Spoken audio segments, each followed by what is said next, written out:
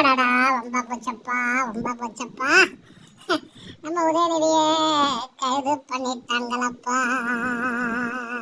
விடு, எதிர்கட்சி தலைவர் உதயநிதிக்கே இந்த ஆட்டம் ஆட்டாங்கன்னா நம்ம மச்சான் சீமானுக்கும் நம்ம சின்ன மச்சான் சாட்டை துரும்பனுக்கும் எங்கெல்லாம் ஆப்பு இருக்குதோ தெரியாத வாய் விட்டு மாட்டிக்கிறீங்களே.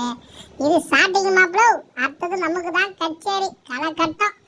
உங்களுக்கு பேக்ரவுண்டும் ஆளு கிடையாது, ஃப்ரண்ட்லயும் ஆளு கிடையாது. வச்சு உள்ள பல கேஸ போட்டு உள்ள வச்சு தட்டி உங்களை உட்கார வைப்பாங்கன்னு நினைக்கிறேன். கொஞ்சம் பார்த்துக்க சாட்டை, நீ ரொம்ப சேட்டை கொடுத்துக்கிற. அதனால உனக்கு தான் முதல் அடி விழும். உன் அடி எப்படி இருக்குதுன்னு பார்த்துட்டு உன் தலைவன் சீமானுக்கு மறு அடி டமால்னு விழும்.